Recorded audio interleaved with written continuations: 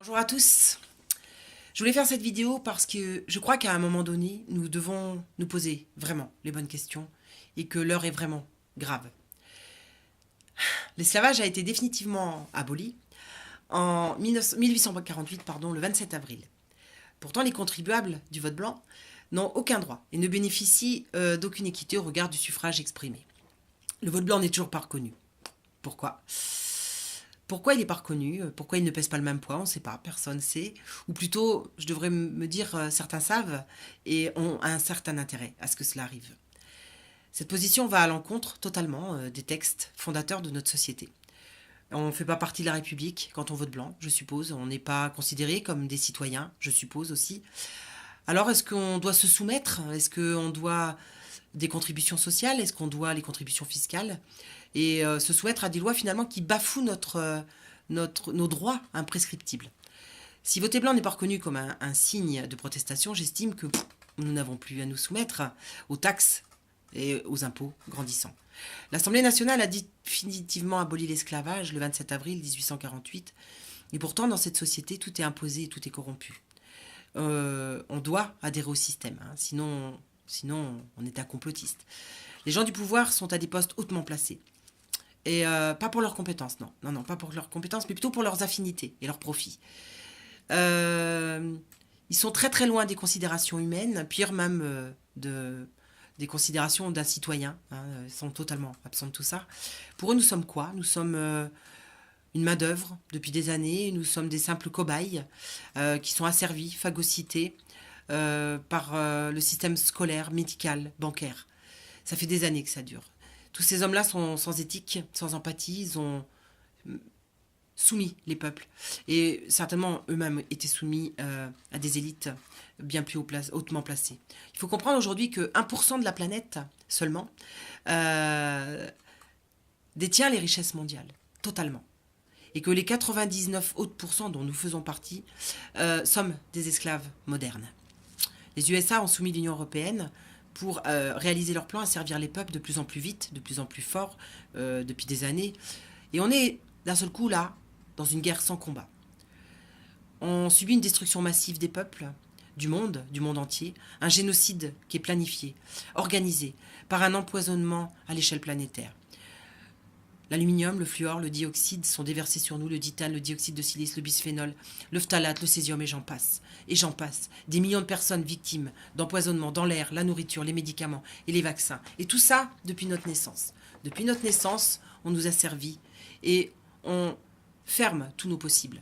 Les perturbateurs endocriniens en font partie et qui servent, eux, à stériliser les humains.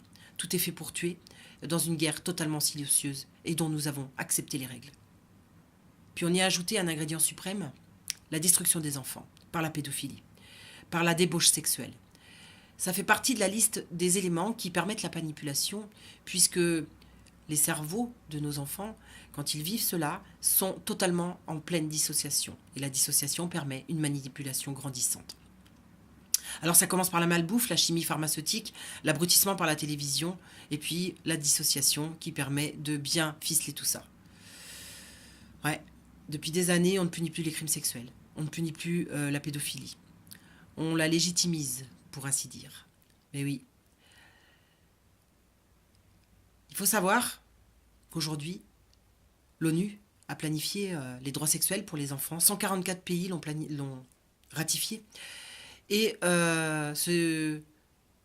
ces accords qui ont été passés permettent à vos enfants d'avoir des droits sexuels à l'âge de 10 ans. Et donc, si vous tombez sur un pédophile pour votre enfant, vous n'aurez que vos yeux pour pleurer. Beaucoup de gens sont venus sur ma page me dire que c'était pas vrai, que ça n'existait pas. Arrêtez. Arrêtez de me dire ce qui n'existe et ce qui n'existe pas. Arrêtez. Allez voir ce qui se passe. Allez lire les documents, s'il vous plaît. Allez lire tous les documents dont je parle. Ils existent. Monsieur Ban Ki-moon en a fait l'apologie dans une interview et a bien donné l'âge de 10 ans. Et de toute façon, quoi qu'il en soit, fallait-il légiférer sur les droits sexuels des enfants? Si ce n'est pour nos élites qui en auraient besoin. Dès l'école maternelle, une autre dimension a pris place désormais. Il y a une sinistre ministre qui a fait diffuser dans les écoles de lecture des documents de plus en plus édifiants sur la teneur de ce que veulent nos gouvernements corrompus. Quand la justice protège les pédophiles dans son propre pays, et nous en avons moult exemples, entre l'affaire du Trou, entre l'affaire de Montreuil, et tous ces récidivistes par milliers qui sont dans la rue, se promènent. Pire, depuis le 1er janvier, la loi autorise les auteurs de faits graves à obtenir vos coordonnées s'ils le désirent. Est-ce pour aller vers plus de justice? Est-ce pour aider nos compatriotes? Ou est-ce le contraire? Madame la ministre serait-elle dangereuse par ses textes de lecture quand elle-même est amie avec des gens comme M. Cohn-Bendit, Mitterrand, Jack Lang et j'en passe, qui eux-mêmes se sont déclarés aimer les enfants? Comment se fait-il? Comment se fait-il que ceci ait été entendu par des millions de téléspectateurs sans réaction? Effectivement, serions-nous soumis à une manipulation, nous aussi, les adultes? Est-ce que nous nous en rendons compte? Aujourd'hui, en CP, des parents dénoncent des textes de lecture. Alors, Poupoule, déjà, le titre est édifiant. Et il y a un passage, je vous le cite. Les poules les plus belles les unes que les autres. Des poules qui se disputent les faveurs du coq. Mais les instits dans tout ça, vous n'êtes pas choqués? À quoi préparez-vous nos enfants? À des shows de télé-réalité ou à des êtres aimants, compatissants, libres? Un autre exemple, en 3e à l'époque, des rédactions à faire à la maison. Il s'agissait d'imaginer la suite d'un texte, dont j'ai oublié le titre. C'est un enfant qui entend des hurlements dans la chambre de ses parents et il entrevoit son beau-père nu, poilu, qui est en train de violer sa mère. Je vous lis le texte. L'élève devait prendre le relais et imaginer la suite. Mais suis-je la seule en France à m'indigner? Est-ce qu'il n'y a pas un problème? Est-ce que je suis la seule à avoir refusé que mon enfant fasse cette rédaction? Alors moi j'ai envie de dire, mais messieurs, mesdames, les professeurs et les instituteurs, vous êtes le garant. Vous êtes le garant de toutes ces dérives. Vous êtes le garant de refuser ce formatage du système. Et vous ne devez pas confondre votre rôle d'enseignant avec celui qui est voulu par un système totalement dépravé. La réponse de certains est édifiante. Ils pensent comme cela avoir aidé les enfants à s'imprégner de la violence quotidienne pour mieux s'en défendre. Mais comment on a pu vendre cet argument à une personne sensée, qui est là pour enseigner? Comment on a pu vendre cet argument sans qu'elle-même ne se pose les questions, les bonnes questions?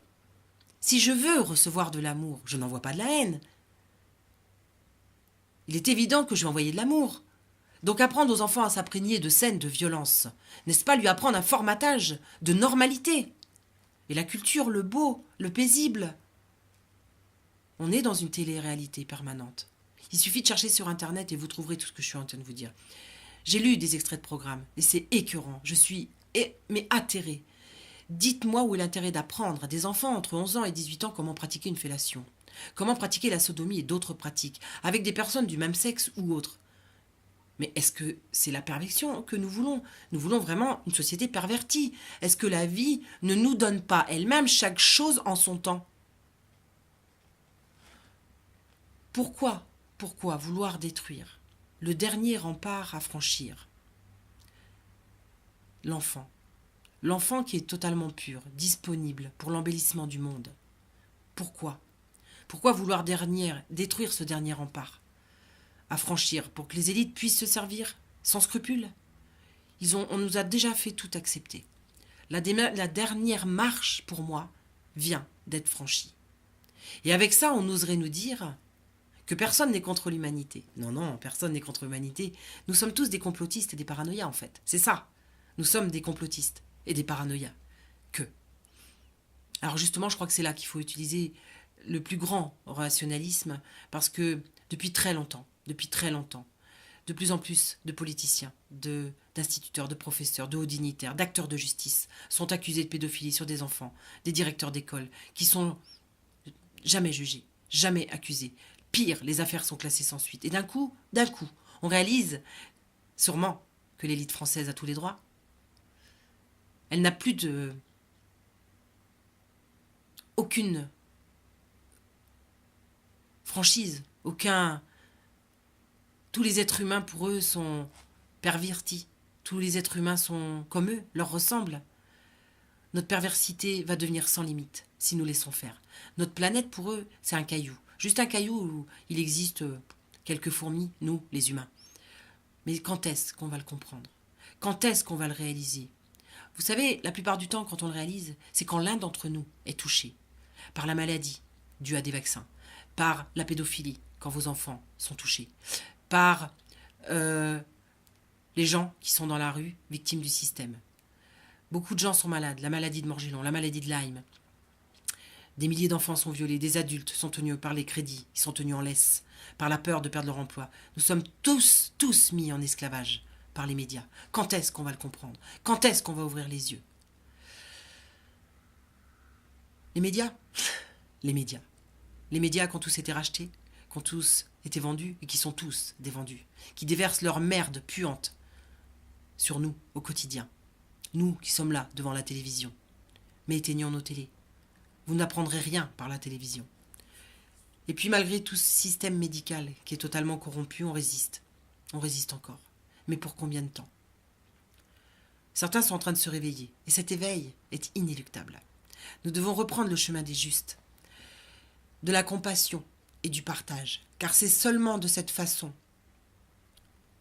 que si nous nous unissons, que nous pourrons reprendre notre pouvoir.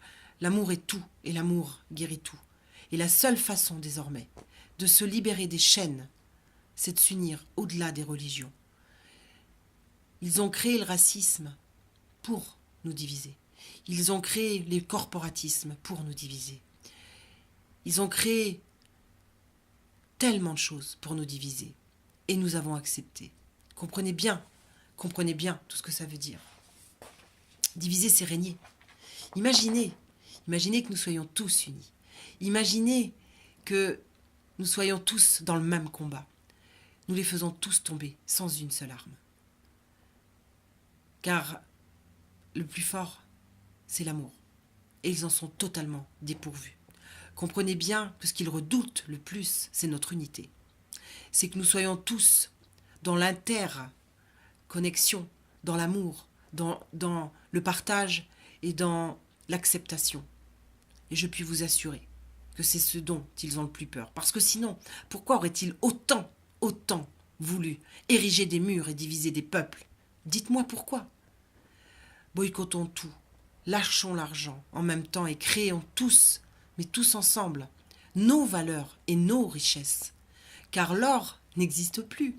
L'or a disparu, l'or est parti. Vous comprenez bien que cette dette, nous l'avons jamais faite. Elle n'existe pas. Elle est irréelle. Elle existe dans un ordinateur de transfert en transfert, mais cette dette n'existe pas. Nous ne pouvons pas dépenser l'argent que nous n'avons jamais créé et que nous n'avons jamais eu. Ça n'existe pas. Donc nous sommes tous prisonniers de mensonges éhontés, perpétuels.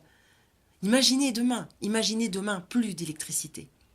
Je rêve du jour où l'électricité tombera.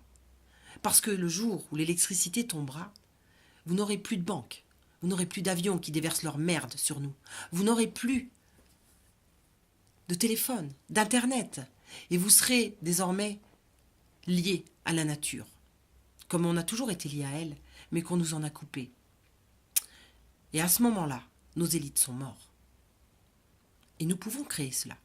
Nous pouvons, sans attendre, en nous unissant, en s'aidant, en s'entraidant et en s'aimant, désormais ça ne dépend que de nous. À la fois individuellement, mais à la fois collectivement, nous devons prendre conscience et d'urgence, que le pouvoir, c'est nous, le peuple.